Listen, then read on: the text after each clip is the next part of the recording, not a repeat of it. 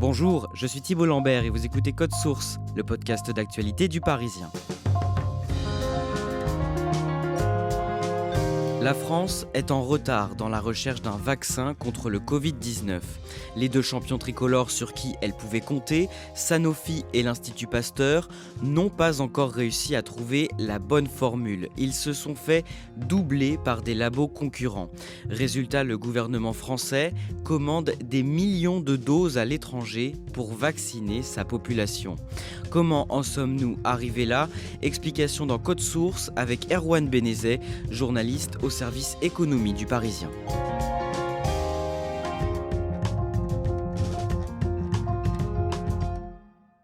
Erwan Benezet, avant d'aborder cette course au vaccin contre le Covid-19, parlez-nous du marché qu'il représente. C'est un marché colossal, gigantesque, qui représente au niveau mondial 52 milliards d'euros.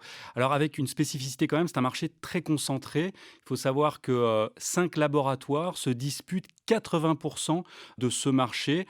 Pour une raison relativement simple, c'est que ça demande énormément d'investissement et donc il faut avoir les épaules solides pour pouvoir affronter la concurrence dans ce marché. On a choisi de commencer ce récit en mai 2020. À ce moment-là, l'épidémie de Covid-19 touche une grande partie de la planète. Dans de nombreux pays, les laboratoires sont en quête d'un futur vaccin contre le virus. Est-ce que la France est bien engagée dans cette course ? Elle est à cette époque-là très bien engagée puisqu'elle dispose de 2 poids lourds internationaux que sont le laboratoire Sanofi et l'Institut Pasteur. Ce sont tous les deux des champions tricolores du vaccin et du secteur pharmaceutique. À ce moment-là, le directeur général de Sanofi, Paul Hudson, se montre confiant. Il affiche effectivement une confiance sans faille. Nous avons fait d'incroyables progrès avec nos équipes. On a tendance à oublier que nous sommes les premiers dans la course pour traiter le Covid-19. Nous allons jouer un rôle important lors du premier semestre 2021. Il dit qu'il n'a aucun doute, que c'est un vaccin qui va être ultra performant, avec un taux d'efficacité qui sera sans doute à égal avec les concurrents, donc au-delà de 90%. Il fait d'ailleurs même jouer les enchères entre l'Europe et les États-Unis. C'est le jeu pour que l'un ou l'autre des continents s'empare le premier du marché et achète ou lance des préachats sur son candidat vaccin. Le 16 juin, Emmanuel Macron se rend sur un site de Sanofi à Marcy-l'Étoile, près de Lyon. Pourquoi c'est important, aux yeux de l'exécutif, de trouver un vaccin contre le Covid en France ? Il y a clairement un enjeu de souveraineté nationale parce que cette crise sanitaire a mis en avant la dépendance que la France peut avoir sur certains marchés et notamment la dépendance aux principes actifs essentiellement achetés en Inde et en Chine. Et Emmanuel Macron veut essayer de renverser la vapeur. Mesdames, Messieurs, cette crise nous a montré que nous devons continuer à produire dans notre pays et sur notre continent. Il parle de 200 millions d'euros qui vont être investis dans le secteur pharmaceutique, dans la recherche en France. Et en parallèle, le laboratoire Sanofi, lui, annonce une somme de 610 millions d'euros investis là aussi dans la recherche des vaccins, mais sur le territoire français. Plusieurs vaccins sont en cours de développement dans le monde. Ils ne sont pas tous fabriqués de la même manière. Il faut faire son choix parmi une dizaine de méthodes. Que fait Sanofi ? Sanofi, lui, travaille sur 2 technologies, vraiment les 2 technologies de pointe, que sont une technologie plutôt ancienne, dite à protéines recombinantes. C'est une technologie qui est relativement sûre, moins chère, facilement industrialisable et avec peu d'effets secondaires. C'est une technologie qui est même déjà commercialisée, largement commercialisée. Et puis, il travaille aussi sur une autre technologie qui, à l'époque, est encore vraiment en phase de recherche, qui est l'ARN messager. La technologie est relativement mature, mais pas encore industrialisée. Et donc, dans l'urgence de la situation, Sanofi joue la carte de la prudence et mise une grosse partie de ses moyens de recherche dans l'autre technologie à protéines recombinantes en association avec le laboratoire britannique GSK. À part Sanofi et l'Institut Pasteur, est-ce qu'il y a d'autres candidats français ? Alors, ce qui est intéressant, c'est qu'effectivement, vont émerger une myriade de start-up ou de plus petits laboratoires qui travaillent, eux, sur souvent des technologies de niche, pas seulement à Paris ou en Île-de-France, mais en province, notamment dans la région de Nantes où il y a un cluster technologique avec différents laboratoires qui, effectivement, attendent de trouver la solution et de pouvoir émerger au niveau commercial. En décembre, Sanofi doit démarrer la dernière phase des essais cliniques de son vaccin à protéines recombinantes, mais ça ne se passe pas comme prévu. La phase 3, c'est une phase sur laquelle on travaille sur des volontaires sains et il va y avoir un gros problème, une sombre histoire de dosage. En fait, dans l'urgence, Sanofi a demandé à commander à un prestataire des réactifs qui permettent ensuite de trouver le bon dosage d'allergènes. Il se trouve que ces réactifs seront de piètre qualité, ils n'ont pas vraiment le temps de mesurer justement cette qualité, ils font des dosages, ils les testent sur des volontaires sains et les résultats malheureusement ne sont absolument pas à la hauteur des attentes et c'est un échec. Il faut refaire tous les essais cliniques avec de nouveaux dosages. Les équipes de Sanofi sont effondrées, elles se rendent compte qu'il va falloir tout refaire et c'est au moins à minima plusieurs mois de retard. Ça veut dire que leur vaccin n'était pas suffisamment efficace ? Ça veut dire en tout cas que le candidat vaccin qui a été testé en phase 3 sur des volontaires sains n'avait pas le bon dosage pour atteindre l'efficacité maximale. Il faut savoir que les concurrents qui ensuite vont être commercialisés, type Pfizer et BioNTech, Moderna ou AstraZeneca, affichent des taux d'efficacité supérieurs à 90%. Donc pour être dans la course, il faut un vaccin ultra efficace, ce qui n'est pas le cas du candidat vaccin de Sanofi, notamment sur les populations les plus de 50 ans, qui sont malheureusement les populations les plus en demande, les plus fragiles, donc celles qu'il va falloir vacciner en premier.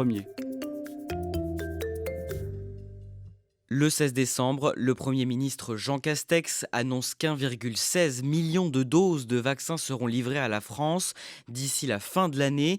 Et le 27 décembre, la campagne de vaccination débute. Avec quel vaccin ? Malheureusement, il n'est pas français, il est américain, il a été développé en partenariat avec un laboratoire allemand, c'est celui de Pfizer avec BioNTech, donc qui arrive et qui est commercialisé en France, d'abord à destination des personnels soignants, donc les hôpitaux et les EHPAD. On se rend compte donc qu'il n'y a aucun vaccin français.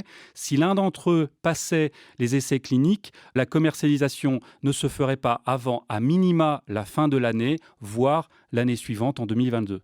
Le vaccin Pfizer utilise la technique de l'ARN messager. D'autres vaccins étrangers sont prêts. Ils attendent leur autorisation sur le marché européen. Erwan Benezet, pourquoi est-ce qu'ils ont autant d'avance sur Sanofi ? On peut se dire qu'il y a eu un pari qui a été fait dans l'urgence, dans la course au vaccin, et que là, pour le coup, Sanofi a perdu, mais sa stratégie se tenait, c'est-à-dire qu'elle a joué la carte de la prudence et s'est appuyée sur un vaccin, en tout cas sur une technologie, celle dite à protéines recombinantes, qui avait fait ses preuves, alors que ses concurrents, Pfizer en tête, mais aussi Moderna ou AstraZeneca, s'étaient basés ou avaient parié sur une technologie tout à fait innovante qui a fait ses preuves, qui a finalement remporté le passage des essais cliniques. Et donc là, ils ont pris effectivement une avance considérable. Des critiques émergent à ce moment-là contre Sanofi et le gouvernement. Alors, le problème de Sanofi ou d'un laboratoire français qui a longtemps été la première valorisation boursière française, c'est que ça représente un petit peu le rayonnement du savoir-faire français.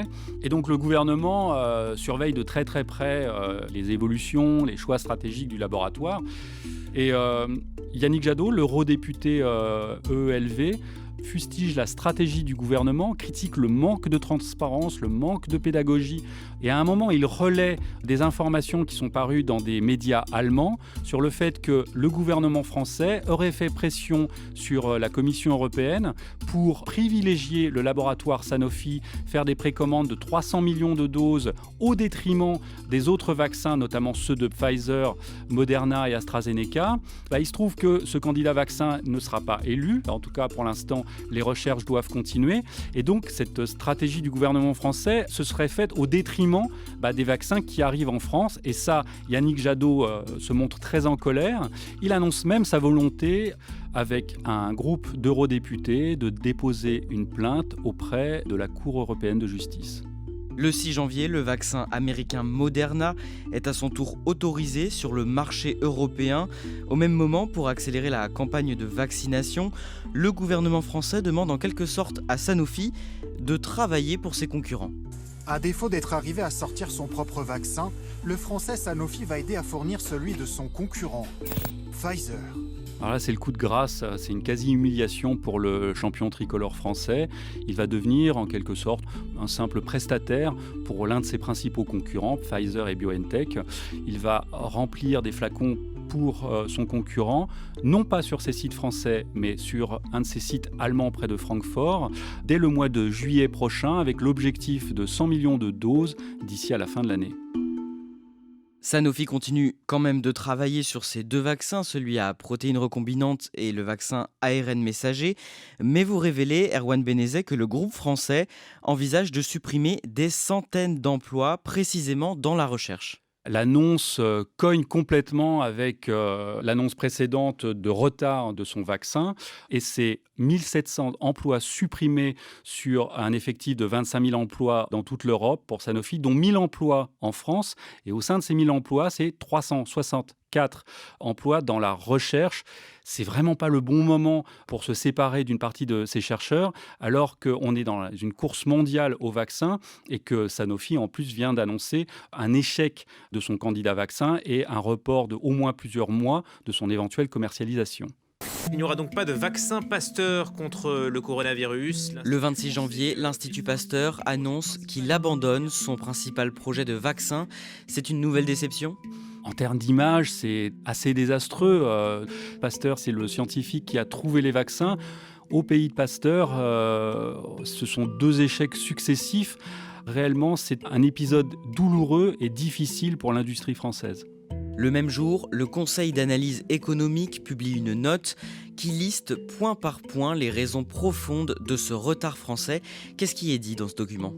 Le premier point, c'est de ne pas avoir su anticiper suffisamment les bouleversements qu'ont connus ce marché. Il y a l'émergence de nouvelles technologies. La France était championne dans la chimie, mais on a vu émerger de nouvelles technologies comme la biotechnologie et la génomique, qui est la science du génome humain, son ADN. Ensuite, cette émergence de nouvelles technologies a fait flamber les coûts de création d'un médicament. En 2003, pour créer un nouveau médicament, le coût moyen, l'investissement qu'il fallait mettre était de 800 millions de dollars. En 2016, il faut à minima dépenser 2,5 milliards de dollars pour créer et commercialiser un nouveau médicament. Donc la France n'aurait pas su s'imposer dans ces nouveaux secteurs, c'est ça ? Pour résumer, la note du Conseil d'analyse économique finalement montre que la France continue un peu à travailler comme dans l'ancien monde, alors que la concurrence s'est adaptée. On voit l'émergence d'une myriade de start-up qui travaillent souvent sur des technologies de niche et s'adossent à des grands groupes, ne serait-ce que pour bénéficier de leurs moyens de recherche, pour pouvoir ensemble mettre au point de nouveaux médicaments. Et cette note pointe aussi un problème au niveau de la recherche française. Tout à fait. Aujourd'hui, dans la plupart des pays concurrents, les laboratoires travaillent main dans la main avec les universités, les pôles de recherche. En Angleterre, par exemple, les grands laboratoires, que sont par exemple GSK, travaillent avec Oxford et Cambridge. Aux États-Unis, Moderna ou Pfizer travaillent au plus près avec le MIT de Boston ou Harvard. Ces ponts-là existent en France, mais ils sont, selon le Conseil d'analyse économique, insuffisants. Il évoque un dernier problème. En France, les chercheurs sont moins bien payés. Cette même note du Conseil d'analyse économique indique que le salaire moyen d'un chercheur débutant ne s'affiche qu'à 63% du salaire moyen dans les pays de l'OCDE, toute industrie confondue. Résultat, ces chercheurs vont voir ailleurs, c'est la fuite des cerveaux, notamment aux États-Unis par exemple. Il faut savoir qu'aujourd'hui, le patron du laboratoire américain Moderna est français. Et vous avez de nombreux laboratoires qui partent monter des pôles de recherche outre-Atlantique. Le 3 février, vous publiez un article avec Mathieu Pelloli sur Valneva, une entreprise de biotechnologie française installée dans la région nantaise, présente en Suède et en Écosse, assez méconnue et pourtant, elle semble bien partie pour trouver un vaccin contre le Covid.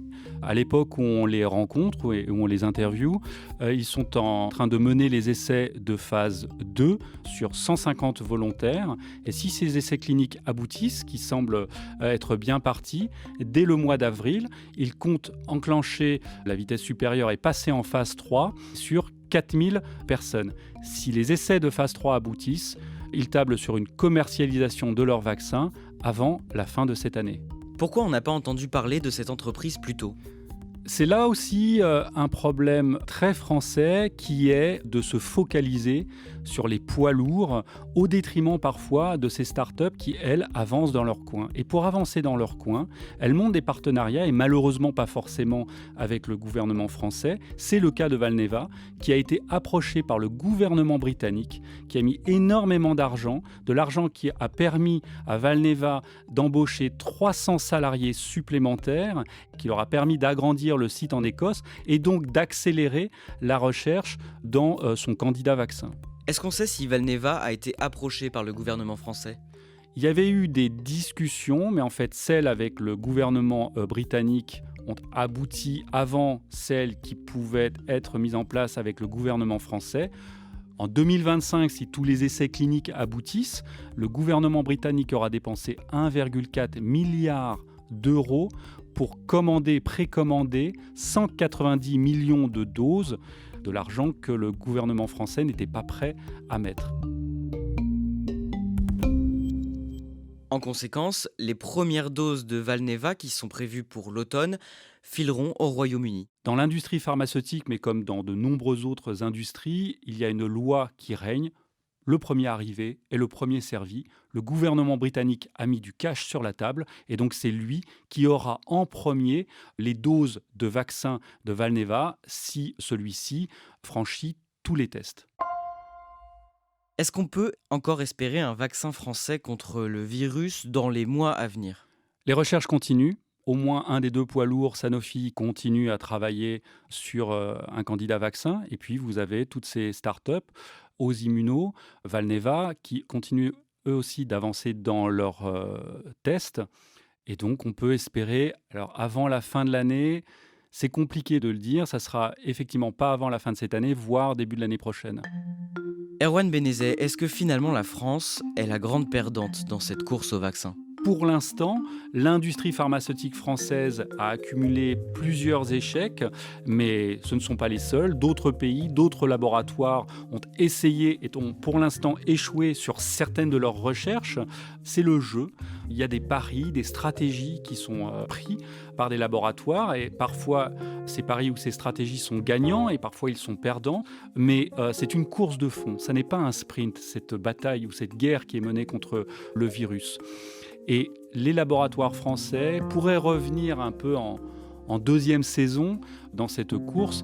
Il est sûr qu'entre-temps, des laboratoires comme Pfizer, Moderna, AstraZeneca auront pris de l'avance et c'est du retard qu'il faudra rattraper. Et c'est tout l'enjeu dans les prochains mois pour les laboratoires français.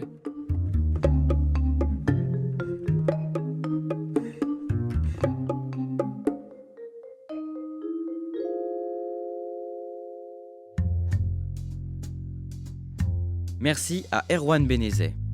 Code Source est le podcast d'actualité du Parisien, disponible chaque soir du lundi au vendredi. Cet épisode a été conçu et préparé par Marion Botorel, production Mona Delahaye, Ambre Rosala et Raphaël Pueyo, à la réalisation Julien Moncouquiol. Si vous aimez Code Source, abonnez-vous pour ne rater aucun épisode sur Apple Podcast ou Google Podcast. Et puis dites-le nous en laissant des petites étoiles ou un commentaire sur votre application préférée. Vous pouvez aussi nous écrire codesource@leparisien.fr.